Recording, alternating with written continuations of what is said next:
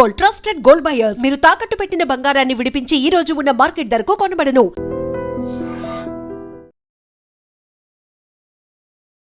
Welcome to I dream media. So belly fat, పొట్ట పెద్దదిగా ఉండడం చాలా మందిని ఇబ్బంది పెడుతున్న సమస్య. ఎందుకు ఈ బెల్లీ ఫ్యాట్ అనేది కనిపిస్తూ ఉంది? దీనికి ఎలాంటి ట్రీట్మెంట్స్ ఉన్నాయి తగ్గించుకోవడానికి? ఇది రాకుండా ఎటువంటి జాగ్రత్తలు తీసుకోవాలి, ఎటువంటి ఆహార నియమాలు పాటించాలి, వివరాలు తెలుసుకుందాం. మనతో పాటు ప్రముఖ ప్లాస్టిక్ సర్జన్ డాక్టర్ వర్ణిక గారు ఉన్నారు. డాక్టర్ గారు నమస్తే అండి. నమస్తే అండి. డాక్టర్ గారు, జనరల్ గానే బాడీ మొత్తం సన్నగా ఉన్నా గానీ పొట్ట పెద్దదిగా కనిపిస్తూ ఉంటుంది. అంటే ఎంత ఉంటే అది అసలు మనం బెల్లీ ఫ్యాట్ అంటాము? సో ఇప్పుడు చాలా మటుకు మన స్ట్రక్చరే అట్లా ఉంటుందండి. ఇప్పుడు మీరు ఫారినర్స్ని, తెల్లవాళ్ళని చూస్తే వాళ్ళకి ఏరియాస్ ఆఫ్ డిస్ట్రిబ్యూషన్ వేరే ఉంటాయి. అంటే వాళ్ళకి ఫ్యాట్ అనేది చిన్ దగ్గర, ఆర్మ్స్ దగ్గర, లేకపోతే థైస్ దగ్గర ఎక్కువ ఉంటాయి. అదే ఇప్పుడు మనం సౌత్ ఈస్ట్ ఏషియన్ అంటే మన ఇండియా అయినా, పాకిస్తాన్ అయినా, శ్రీలంక ఇలాంటి వాళ్ళల్లో చూస్తే మీరు చెప్పినట్టు ఎప్పుడైనా సన్నగా ఉన్నా కానీ మనకి ఎప్పుడైనా కడుపే చాలా పెద్దగా కనిపిస్తుంది అనమాట. సో ఫస్ట్ ఆఫ్ ఆల్ ఇదేంటి అంటే మన జెనెటిక్స్ మూలంచి కూడా, అంటే మన పేరెంట్స్, గ్రాండ్ పేరెంట్స్ వాళ్ళది ఎట్లా ఉన్నాయో జీన్స్ అవి మనకు వస్తూ ఉంటాయి కనుక మన బాడీ కూడా అట్లనే బిహేవ్ చేస్తుంది. రెండోది ఏంటంటే what we should understand is some part of it is normal. అందరికీ యాబ్స్ అనేవి ఉండవు. సో కడుపు చుట్టూ కాస్త ఫ్యాట్ ఉండడం అది అందరికీ కామనే and it is very much normal.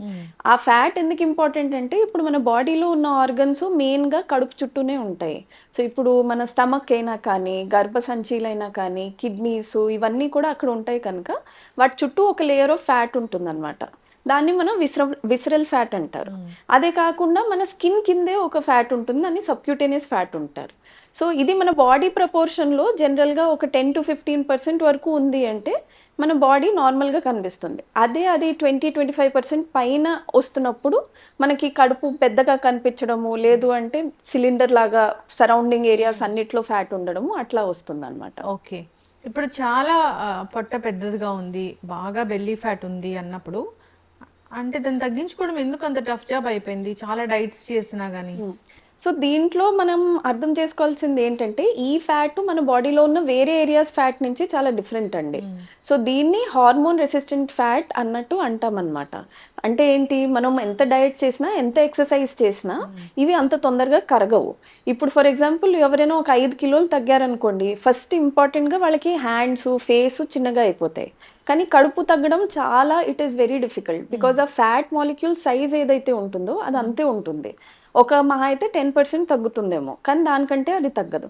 మళ్ళీ వాళ్ళు ఒక 1 or 2 kilos పెరిగారనుకోండి, మళ్ళీ ఆ ఫ్యాట్ సైజ్ మళ్ళీ పెరుగుతుంది. So it is very difficult to reduce such fat only through diet and exercise అనమాట. అంటే ఏదైనా తినడం వల్ల బెల్లీ ఫ్యాట్ వస్తుందా? అవును. సో మనం ఇప్పుడు తినే వాటిల్లో higher percentage of saturated fatty acids అంటాం అనమాట. సో మనకి ఎప్పుడైనా గుడ్ ఫ్యాట్స్, బ్యాడ్ ఫ్యాట్స్ అని ఉంటాయి. సో మనము ఇప్పుడు ఈ ఆవకాడోసు, నట్స్ ఇట్లాంటి వాటిలో తినేవన్నీ గుడ్ ఫ్యాట్స్. అంటే మనం తింటే అవి తొందరగా అరిగి బయటకు వచ్చేస్తాయి, మనకి ఎనర్జీ ఇస్తాయి. బ్యాడ్ ఫ్యాట్స్ అనేది ఏంటంటే ఇప్పుడు మనం తిన్నాం అనుకోండి, అది మళ్ళీ బాడీలో ఫ్యాట్ లాగా కన్వర్ట్ అయ్యి ఎక్కడికైనా వెళ్ళి కూర్చుంటుంది, మళ్ళీ కరగదు అది. సో ఆ బ్యాడ్ ఫ్యాట్స్ ఎక్కడి నుంచి వస్తాయి? ఇప్పుడు మనం బయటకు వెళ్ళి ఏమైనా బర్గర్స్ అవన్నీ తిన్నాం అనుకోండి, దాంట్లో ఉన్న ఆయిల్స్, మియోనీస్ అంటారు, అలాంటి టైప్ ఆఫ్ థిక్ అవి బ్యాడ్ కైండ్ ఆఫ్ చీజెస్. అంటే మంచి చీజ్ కాకుండా ఇప్పుడు కొన్ని చీజ్లో ఎడిటివ్స్ వస్తున్నాయి, అలాంటివి. మంచి హెల్దీ పనీర్ కాకుండా ఇప్పుడు ఫేక్ పనీర్ అని చెప్తాం చూడండి, అట్లాంటివన్నీ. సో ఇవన్నీ మన బాడీలో డైజెస్ట్ అవ్వవు, వెళ్ళి ఎక్కడో ఇరుక్కుంటాయి కనుక అక్కడి నుంచి మనకి ఫ్యాట్ పెరుగుతుంది అనమాట. ఓకే, అయితే మ్యామ్ ఇప్పుడు బెల్లీ ఫ్యాట్ 90 రోజుల్లో తగ్గించుకోండి అలాంటి డైట్స్ చేసినా గానీ మళ్ళీ మళ్ళీ వస్తూ ఉంటుంది. మరి దీనికి సొల్యూషన్ అంటే ఏంటి? సో క్రాష్ డైట్స్ అనేవి ఎప్పుడు ఇట్లాంటి వాటికి పనికిరావండి. Because it is a stubborn fat. మనకి ఎప్పుడైనా లాంగ్ టర్మ్ స్ట్రాటజీ ఉండాలి. సో మోస్ట్ ఇంపార్టెంట్ ఏంటంటే మన డయట్ అండ్ ఎక్సర్సైజ్.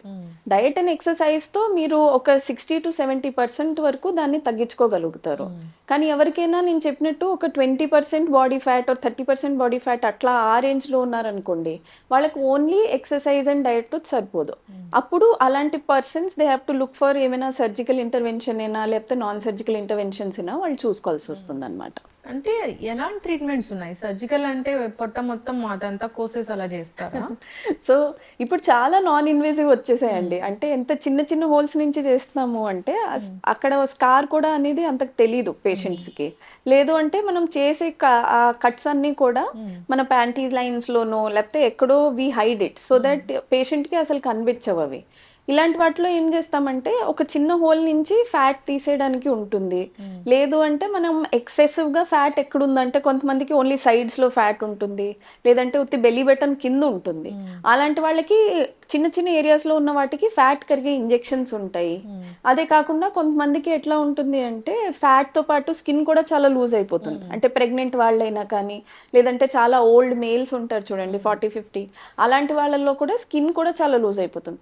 సో దాంట్లో ఫ్యాట్ కరిగిస్తూ స్కిన్ టైటన్ చేసి కూడా ట్రీట్మెంట్స్ ఇప్పుడు వచ్చాయి అన్నమాట. ఓకే, అలా తగ్గించుకొని మళ్ళీ డైట్ కూడా ఫాలో అవ్వాలి కంపల్సరీ. అదైతే it has to be clear that A treatment తీసుకున్నా మీకు డయట్ అండ్ ఎక్సర్సైజ్ అయితే లైఫ్ లాంగ్ కంపల్సరీగా యూ షుడ్ మెయింటైన్ ఒక హెల్దీ డయట్, హెల్దీ ఎక్సర్సైజ్. లేదంటే మళ్ళీ ఫ్యాట్ వచ్చే అవకాశం ఎక్కువ ఉంటాయి అన్నమాట. మ్యామ్, ఇప్పుడు ఈ సర్జరీకి వెళ్ళాలనుకున్నప్పుడు ఎవరికి ఏ సర్జరీ, వాళ్ళకి కండిషన్స్ ఏంటి అవన్నీ కూడా చెక్ చేస్తారా? డెఫినెట్లీ అండి. సో ఇప్పుడు ఒక పేషెంట్ వచ్చారు అంటే వాళ్ళకి మేము ఫ్యాట్ పర్సెంటేజ్ ఎంత ఉందో ఒకసారి ఎస్టిమేట్ చేస్తాము. సో ఇప్పుడు మైల్డ్ ఉన్నారనుకోండి, అంటే లెస్ దెన్ 10%, 8% బాడీ ఫ్యాట్ ఉంది అంటే వాళ్ళల్లో ఓన్లీ కొన్ని ఏరియాస్లోనే ఫ్యాట్ ఉంటాయి. సో అలాంటి వాళ్ళకి మనం ఇట్లాగా నాన్ ఇన్వేజివ్, నాన్ సర్జికల్ ఇట్లాంటివి చెప్తాము. So only fat injections advice చేయొచ్చు, లేదు అంటే వెయిట్ తగ్గడానికి ఇంజెక్షన్స్ ఏముంటాయో అవి చెప్పొచ్చు. మోడరేట్ వాళ్ళకి ఏంటంటే కాస్త ఇంకా వాళ్ళకి కాంబినేషన్లో చెప్తాం. అంటే ఇంజెక్షన్స్ తీసుకున్నా కూడా కాస్త మిగిలిపోయిందంటే దాన్ని ఏమైనా కాస్త సర్జరీస్ తోటి చేయడము, ఇలాంటివి ఆప్షన్స్ ఉంటాయి. అండ్ థర్డ్ ఆప్షన్ ఉంటుంది చాలా ఎక్కువ సివియర్, నేను చెప్పినట్టు 25-30% body fat or even more percentage of body fat ఉన్న వాళ్ళకి దానికి then invasive surgery is suggested. Invasive surgery అంటే ఇప్పుడు బేరియాట్రిక్ సర్జరీస్ అనేవి ఉంటాయి. వాటిలో ఎట్లా అంటే మీకు బాడీ ఫ్యాట్ పర్సెంటేజ్ 2-3 monthsలోనే చాలా డ్రాస్టిక్గా తగ్గిపోతుంది, ఎందుకంటే వాళ్ళు వెయిట్ తగ్గుతారు. లేదు అంటే అలాంటి వాళ్ళలో లైపోసక్షన్ సర్జరీస్ ఇవన్నీ కూడా మేము అడ్వైస్ చేస్తాం అన్నమాట. ఓకే, సో అంటే కట్స్ లేకుండా ఇప్పుడు అడ్వాన్స్ ట్రీట్మెంట్స్ అయితే వచ్చాయి. ఇప్పుడు ఎవరికైనా డయాబెటీస్ ఉంది, బేసికలీ డయాబెటీస్ ఉన్న వాళ్ళకి పొట్ట చుట్టూ ఉన్న కొవ్వు చాలా డేంజర్ అని చెప్తూ ఉంటారు. అలాంటి వాళ్ళు తగ్గించుకోవాలంటే అలాంటి వాళ్ళకి కూడా ఇది చాలా మంచి ఆప్షన్. ఎందుకంటే ఇప్పుడు చూడండి, డయాబెటీస్ ఉందనుకోండి, వాళ్ళు ఆల్రెడీ పాపం తక్కువ తింటారు, వాళ్ళు తినేది కూడా 1 రొట్టో 2 రోటీస్ తింటారు, రైస్ తినడం వద్దంటారు, అయినా కానీ వాళ్ళకి చాలా స్టబ్బన్ ఫ్యాట్ ఉంటుంది. సో అలాంటి వాళ్ళలో this is a very helpful measure that మనం వాళ్ళకి ఏమైనా surgical or non surgical means తోటి ఫ్యాట్ తీసేసాము అంటే వాళ్ళ బాడీలో ఉన్న షుగర్ రెసిస్టెన్స్ అవన్నీ కూడా ఇంప్రూవ్ అవుతాయి అన్నమాట. సో వాళ్ళకి షుగర్ లెవెల్స్ అయినా కానీ, ఇన్సులిన్ లెవెల్స్ అయినా కానీ, ఇవన్నీ కూడా ఈ ప్రొసీజర్ తర్వాత చాలా బెనిఫిట్ వస్తుంది వాళ్ళకి. మ్యామ్, అంటే డెలివరీ అయ్యాక వచ్చే పొట్ట అనేది అసలు తగ్గదు అని చెప్తారు. డెలివరీ అయ్యాక కూడా అంటే ప్రెగ్నెంట్ గా ఉన్నట్లే పొట్ట ఉంటుంది, అది ఎందుకు, ఎట్లా తగ్గించాలి? సో అదొక డిఫరెంట్ టైప్ ఆఫ్ ఎంటిటీ అండి. మనం ఏం అర్థం చేసుకోవాలంటే ప్రెగ్నెన్సీలో మనకి కడుపుకి యాబ్ మసిల్స్ అనేవి ఉంటాయి. సో అవి సెపరేట్ అయిపోతాయి అన్నమాట. ఆ ప్రెషర్కి, ఆ గ్రోత్కి అది సెపరేట్ అయిపోతాయి. ప్రెగ్నెన్సీ అయిపోయాక అంటే డెలివరీ అయిపోయాక కూడా అవి మళ్ళీ దగ్గరికి రావు. సో అందుకే ఇప్పుడు మీరు చాలా మందిలో ఏం చూస్తారు అంటే వాళ్ళు నుంచుంటే కాస్త సన్నగానే అట్లా కనిపిస్తారు, కానీ వాళ్ళు కాస్త రిలాక్స్ అయ్యి కూర్చున్నారు అంటే కడుపు ఓపెన్ అప్ అయిపోయినట్టు అనిపిస్తుంది. అది ఎందుకంటే మనకి యాబ్ మసిల్స్ అనేది మన కడుపులో ఉన్న పేగులు అన్నిటినీ లోపల పెడుతుంది అనమాట, ఒక బ్యాగ్ లాగా. సో అది ఓపెన్ అప్ అయిపోయింది అనుకోండి, లోపల ఉన్న ఫ్యాట్ అయినా, లోపల ఉన్న పేగులైనా ఇవన్నీ కూడా చాలా రిలాక్స్డ్ గా బయటకు వచ్చేస్తాయి.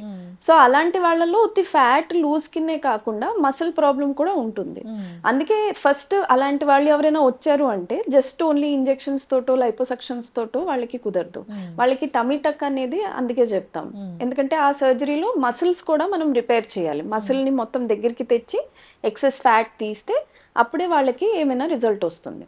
టమ్మీ టక్ అంటే మొత్తం దాన్నంతా సరి చేస్తారా? సో టమ్మీ టక్ లో అన్ని భాగాలు మనం చేస్తాం అనమాట. సో లూజ్ స్కిన్ ఉందంటే లూజ్ స్కిన్ తీయడము, ఫ్యాట్ ఎక్సెస్ ఉందంటే అది తీయడము. ఇప్పుడు నేను ఎక్స్ప్లెయిన్ చేసినట్టు మసిల్స్ ఏమైనా ఇలాగా సెపరేట్ అయిపోయాయంటే మసిల్స్ ని కూడా దగ్గరికి తెచ్చి కుట్లేయడము అన్ని చేస్తాం అనమాట.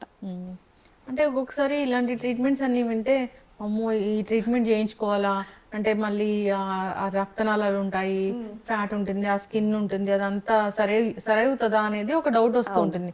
అంటే చాలా అడ్వాన్స్ ట్రీట్మెంట్స్ చేస్తున్నారు, పూర్తిగా స్కిన్ కాలిపోయిన వాళ్ళకి మళ్ళీ మామూలు స్కిన్ తెస్తున్నారు, ఎంత పెద్ద స్కార్స్ నేను తగ్గిస్తూ ఉన్నారు, పెద్ద పెద్ద సర్జరీస్ చేసి మనుషులను బ్రతికిస్తూ ఉన్నారు, అయినా కానీ ఎక్కడో ఒక భయం ఉంటుంది. Yeah definitely. సో ఇప్పుడు దీంట్లో కూడా లెవెల్ ఆఫ్ రిస్క్స్ ఉంటాయండి. ఇప్పుడు చిన్నవి ఉన్నాయనుకోండి, చిన్న స్కిన్ స్మాల్ ఏరియాస్ నుంచి ఫ్యాట్ తీయడము, వాటిలో అసలు రిస్క్ చాలా తక్కువ ఉంటుంది. ఎందుకంటే మనం కడుపు లోపలికి వెళ్ళట్లేదు, మనం పేగులు టచ్ చేయట్లేదు, హార్ట్ కి అవన్నిటికి ఏం ప్రాబ్లం ఉండదు. సెకండ్ లెవెల్ ఏంటంటే బిగ్ లైపోసెక్షన్స్, అంటే ఇప్పుడు మనం కడుపు చుట్టూ ఉన్న ఫ్యాట్ తీస్తాం చూడండి కీ హోల్స్ నుంచి, అలాంటి వాటిలో మైల్డ్ టు మోడరేట్ రిస్క్ ఉంటుంది. టమీ టక్ అనే దాంట్లో ఎక్కువ ఉంటుంది. కానీ దాంట్లో రిస్క్ ఈ రక్తనరాలు ఇవన్నిటికంటే కూడా ఏంటి అంటే మెయిన్గా మనం అంత పెద్ద ఏరియాలో సర్జరీ చేస్తున్నాం కనుక అక్కడ ఏమైనా రక్తము గడ్డ కట్టడము, లేదు అంటే మనం వేసే కుట్లకి ఏమైనా ఇన్ఫెక్షన్స్ రావడము, ఇట్లాంటివి అవుతాయి. లైఫ్ థ్రెటనింగ్ అనేవి చాలా తక్కువ ఉంటాయి అన్నమాట వీటిలో. సో కరెక్ట్ సర్జన్ దగ్గర కరెక్ట్ ప్రొసీజర్లో చేసాము అంటే ఇలాంటి వాటికి రిస్క్స్ లెస్ దెన్ 5% ఉంటుంది. అంటే ఒక మంచి ప్లాస్టిక్ సర్జన్ దగ్గరికి వెళ్తేనే చాలా మందికి అసలు ఐడియా లేదు. ఇప్పుడు బెల్లీ ఫ్యాట్ తగ్గించుకోవాలంటే ప్లాస్టిక్ సర్జన్ దగ్గరికి వెళ్ళాలనే ఐడియా చాలా లేదు మ్యామ్. ఒక మంచి సెంటర్ కి వెళ్ళాలి, అక్కడ డైట్ చెప్తారు ఇవన్నీ, లేదంటే అక్కడ రకరకాల మిషన్స్ ఉంటాయి అవి చూపిస్తున్నారు, ఇదే ఐడియా ఉంది. కానీ ఒక ప్లాస్టిక్ సర్జన్ ఉంటారు, వాళ్ళ దగ్గరికి వెళ్ళి ట్రీట్మెంట్ చేయించుకుంటే ఖచ్చితమైన ట్రీట్మెంట్ ఉంటుంది అనేది చాలా అవగాహన తక్కువ ఉంది. ఎందుకంటే చాలా మందికి భయం ఏంటంటే ఇప్పుడు ప్లాస్టిక్ సర్జన్ దగ్గరికి వెళ్ళాము అంటే డైరెక్ట్లీ సర్జరీ అనేస్తారేమో, మిగతా ఆప్షన్స్ ఏం చెప్పరేమో అన్నట్టు చాలా మంది భయపడతారు. కానీ యాక్చువల్ గా చాలా ఆప్షన్స్ ఉన్నాయి. నేను చెప్పినట్టు ఇట్లాగా నాన్ సర్జికల్ కూడా మా దగ్గర ఇప్పుడు చాలా అడ్వాన్స్ టెక్నిక్స్ వచ్చేసాయి. సో అవన్నీ కూడా ట్రై చేశాకే మీకు ఇంకా ఫ్యాట్ ఉంది కరగట్లేదంటే then we go head with surgical అనమాట. సో కరెక్ట్ ప్లేస్ లో correct treatment is very important. మరి ఇన్నేళ్ల సర్వీస్ లో అంటే ఫీమేల్ కి ఎక్కువ సర్జరీస్ చేస్తారా, మేల్ కి ఎక్కువ సర్జరీ చేస్తారా? ఈ బెల్లీ ఫ్యాట్ కి ఆబ్వియస్లీ ఫీమేల్ కే ఎక్కువ చేశానండి. కానీ కోవిడ్ తర్వాత నుంచి ఇప్పుడు ట్రెండ్ ఏం చూస్తున్నానంటే మేల్స్ కూడా ఎక్కువ బెల్లీ ఫ్యాట్ వాళ్ళు వచ్చి ఆపరేషన్ చేయించుకుంటున్నారు. బికాజ్ ఒకటి వర్క్ ఫ్రమ్ హోమ్ ఎక్కువ అయిపోయింది, సో వాళ్ళకి సిడెంటరీ జాబ్ అనేది ఎక్కువ అయిపోయింది కనుక వాళ్ళకి బాడీ అంతా సన్నగా ఉన్న బెల్లీస్ లో ఎక్కువ ఫ్యాట్ వస్తుంది. రెండోది ఇప్పుడు అందరూ చాలా ఎక్కువ కాన్షియస్ అయిపోయారు బాడీ ఇమేజ్ని బట్టి. సో ఇన్స్టాగ్రామ్ చూసి సోషల్ మీడియా చూసి అందరికీ ఆ ఐడియా వచ్చింది దట్ నేను చూడడానికి బాగుండాలి, లేకపోతే నా బాడీ ఇట్లా ఉండాలి. సో మేల్స్ కూడా ఇప్పుడు ఈక్వల్గా బెల్లీ ఫ్యాట్ సర్జరీస్ చేయించుకుంటున్నారు. ఓకే, బెల్లీ ఫ్యాటే రాకూడదు అంటే జాగ్రత్తలు ఏం తీసుకోవాలి? సో మనం తీసుకునేది ఇంపార్టెంట్ ఏంటంటే డయట్ అండ్ ఎక్సర్సైజ్. సో మనం తినే ఫుడ్స్లో నేను చెప్పినట్టు హెల్దీ ఫ్యాట్స్ ఇంపార్టెంట్, తర్వాత ప్రోటీన్ రిచ్ డయట్ ఎక్కువ తీసుకోవాలి. సో ఇప్పుడు మీరు తినే దాంట్లో కూడా మీరు నాన్ వెజ్ తింటున్నారు అంటే అది కరెక్ట్గా మంచి సోర్స్ నుంచి ఉండాలి, తర్వాత రెడ్ మీట్ తక్కువ తినాలి, అండ్ గుడ్ ఆయిల్స్ వాడండి. అంటే ఇప్పుడు మీరు ఆలివ్ ఆయిల్ కుకింగ్కి మంచి సీడ్ ఆయిల్స్ వాడితే అట్లాంటివి మంచిది. రెండోది at least weekly 3 to 4 times exercise చేయాలి ఫర్ 30 minutes, అండ్ దాంట్లో వెయిట్ ట్రైనింగ్ కూడా ఉండాలన్నమాట. సో ఇవన్నిటితో ఏమవుతుందంటే ఫస్ట్ ఆఫ్ ఆల్ మన బాడీలో అక్యూములేట్ అవ్వదు ఫ్యాట్, సెకండ్ ఆఫ్ ఆల్ ఎక్కడైనా అక్యూములేట్ అయినా కానీ అది తొందరగా కరుగుతుంది. ఎస్ మ్యామ్, చక్కటి ఇన్ఫర్మేషన్. సో ఎవరైనా బెల్లీ ఫ్యాట్తో ఇబ్బంది పడుతూ ఉంటే కనుక సో అది తగ్గించుకునేదే, మరీ అంత టఫ్ జాబ్ ఏమీ కాదు. డైట్ చేయాలి, రకరకాల ట్రీట్మెంట్స్ ఉన్నాయి, అడ్వాన్స్ ట్రీట్మెంట్స్ వచ్చాయి. సో ఒకసారి కాంటాక్ట్ చేయాలని కోరుకుందాము. చాలా చక్కటి ఇన్ఫర్మేషన్, ధన్యవాదాలు. Thank you. And for more videos, Please subscribe to iDream. Please subscribe to iDream. Please subscribe iDream. And please subscribe to iDream. For more videos, subscribe to iDream. please like, share and subscribe to the channel. Congratulations, iDream. Subscribe to iDream. Subscribe to iDream. So subscribe to iDream Media.